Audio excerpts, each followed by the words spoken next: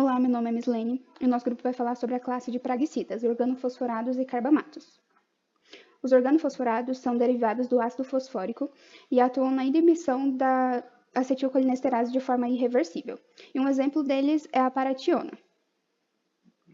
E os carbamatos são derivados de ácido carbâmico, também atuam na inibição da acetilcolinesterase, só que de forma reversível.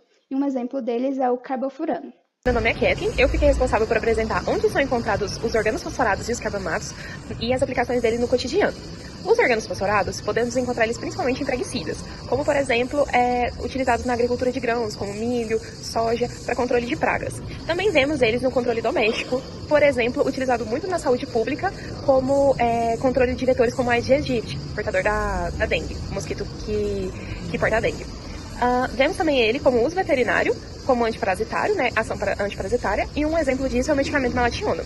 Algumas aplicações deles são principalmente para ação neurotóxica, para conseguir eliminar essas pragas e insetos. Uma curiosidade é que eles também, os organofosforados, eles também estão presentes em armas químicas, por exemplo, o gás sarin. Agora vamos falar um pouquinho também sobre os carbamatos. Os carbamatos, eles são também utilizados como inseticidas, mas principalmente em agricultura de hortaliças, frutas e cereais, diferente dos organofosforados. Também é utilizado em ambientes domésticos para controle de pragas e também uso veterinário, só que ele vai ser contra antihelmínticos e também antipulgas, como por exemplo o medicamento Carbaryl. Algumas aplicações dele é que ele é menos tóxico em humanos comparado aos organofosforados, mas eles também são perigosos porque eles são intoxicantes. E eles são utilizados como uma ação mais rápida e o curto tempo de persistência ambiental. Na toxicocinética, na absorção, as vias principais vão ser a oral, inalatória e dérmica, sendo a inalatória a via mais rápida e eficaz. Nos organofosforados, os lipofílicos atravessam a pele com mais facilidade, já os carbanatos também penetram a pele, mas com menor intensidade na via cutânea.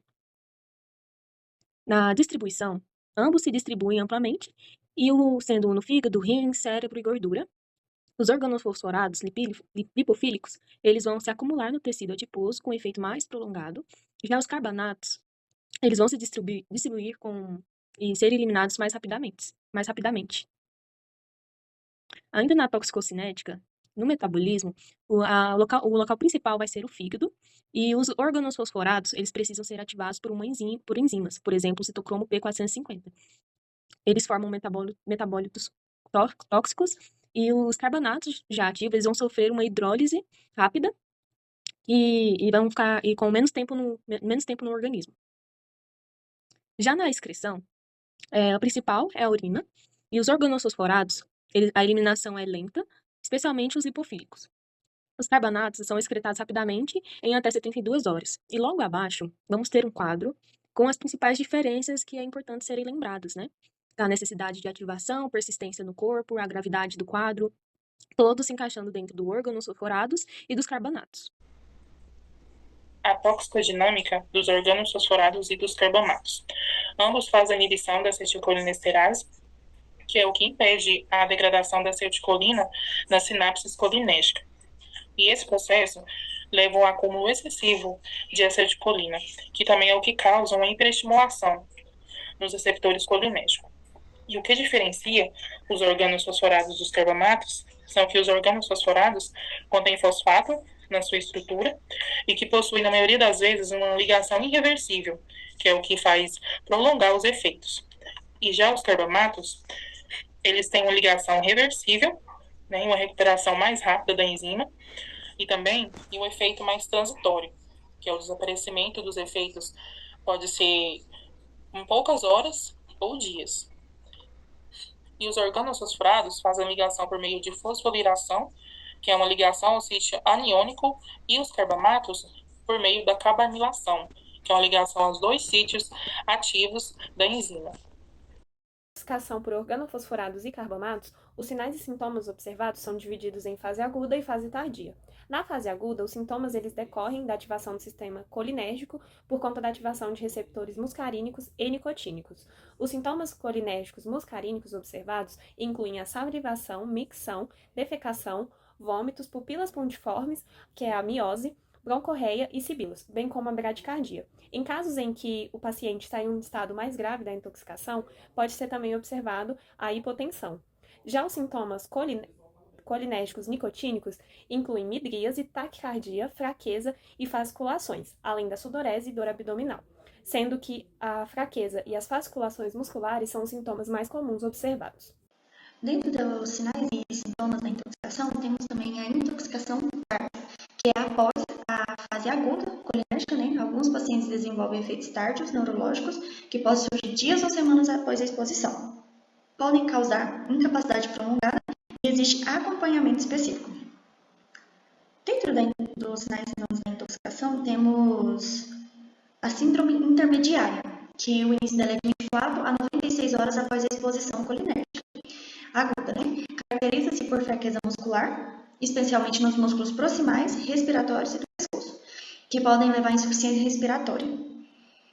Está relacionada também à inibição prolongada da acetilcolinesterase. E dentro ainda da intoxicação tardia, temos a neuropatia tardia, que o início dela é de 1 a 3 semanas após a exposição. Ela pode provocar dor e fraqueza nas pernas, podendo evoluir para paralisia flácida, resultado, né, da fosforização irreversível da esterease neuropática, que pode levar à degeneração axonal e o tratamento é apenas de suporte mesmo. Eu vou falar sobre o diagnóstico, né, da intoxicação. Basicamente, ele é clínico, então pode ser avaliado tanto os sinais e sintomas, tanto nos carínicos nicotínicos do sistema nervoso central. Pode ser também avaliado a história de exposição a agente tóxico, pela forma de trabalho, pelo rótulo da embalagem que a pessoa estava usando na rotina dela, ou se foi uma tentativa de suicídio. Exames laboratoriais para confirmação, que vai medir a dosagem da atividade da colinesterase no corpo. E quando tem uma queda de 50% da atividade da colinesterase, sugere uma intoxicação significativa. Também tem testes terapêuticos para casos graves, né? Então é feito com atropina. Quando essa atropina é aplicada no paciente, mesmo em dose baixa, é aplicada a 1 grama, por volta de 1 grama, para fazer esse teste. Se o paciente atingir os sintomas muscarínicos, nicotínicos, é porque ele não está intoxicado. Caso ele permaneça estável, é porque os receptores já estão ocupados. Por isso que não faz efeito a atropina. Alguns fatores que podem dificultar o diagnóstico é porque há muita variabilidade nos sintomas. Então, cada pessoa intoxicada pode apresentar um sintoma diferente. Além disso, esses sintomas são muito comuns em outras intoxicações. Então, por isso foi mais difícil bater o martelo por conta apenas dos sinais e sintomas para carbamatos e organofosforados. Outra dificuldade é a composição do produto, porque geralmente esses produtos químicos têm outros produtos misturados, outras substâncias misturadas e solventes que podem também causar efeito no corpo e atrapalhar o diagnóstico final. E esse produto também pode ser que ele esteja mal armazenado ou com a data de validade já vencida. Então, isso também ocasiona intoxicações.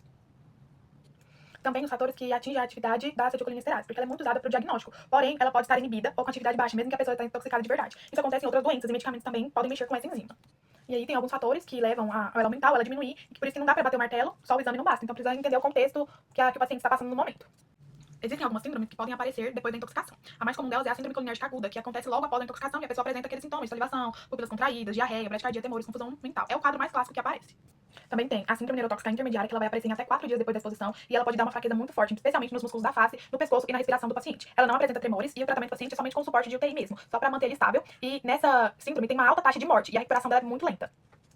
E por fim, a síndrome neurotóxica aguda. Que ela aparece dias ou semanas após essa intoxicação e atinge os nervos periféricos, nos braços e nas pernas. E ela começa com uma fraqueza e perda de reflexo, depois uma rigidez muito forte e com reflexos muito exagerados. Ela pode levar a paralisia nos 4 membros e a recuperação pode demorar até meses ou anos. E o tratamento também só vai com o suporte mesmo de UTI. Bom, na parte do tratamento das intoxicações por esses intoxicantes, as medidas gerais que a gente vai ter vai ser garantir que o paciente esteja respirando bem, então garantir que as vias aéreas estejam livres. Caso o paciente não esteja respirando bem, fazer o uso do oxigênio. Pode também ser feita a hidratação com soro na veia. Se o intoxicante teve contato com a pele, pode ser realizada a lavagem corporal com água e sabão. Se o paciente tiver ingerido o intoxicante recentemente, pode ser feito a lavagem gástrica. E se não for o caso, também pode ser administrado carvão ativado e após o uso do carvão ativado, pode ser administrado catárticos, que são os laxantes para eliminar essas toxinas. Em relação às medidas específicas, a gente tem a atropinização, que vai servir tanto para os carbamamatos quanto para os organofosforados. A atropina é o principal medicamento utilizado nesses casos, que bloqueia os efeitos da acetilcolina em excesso no corpo, que é o que causa os sintomas. Então, pode ser feita a infusão contínua, então vai dando doses para o paciente até ele apresentar a melhora dos sintomas, e deve também ser monitorado sinais de atropina em excesso, que pode causar boca seca, midríase e taquicardia. Em relação à medida específica para intoxicação apenas por organofosforados, a gente vai ter o uso das oximas, que ativam a enzima colinesterase. Então, elas são antídotos específicos para intoxicação por organofosforados. Como ela é indicada só para esse caso específico, ela só deve ser utilizada quando tem a certeza de qual intoxicante que foi ingerido pelo paciente, quando já tem esse diagnóstico fechado, porque ela é contraindicada em caso da intoxicação por carbamamatos. Outros procedimentos gerais são controle dos sintomas. Então, tratar se o paciente tiver convulsão, tratar com medicamento, corrigir os eletrólitos. Tem alguns medicamentos que são contraindicados, então devem ser evitados, como a morfina, barbitúricos, insulina, etc.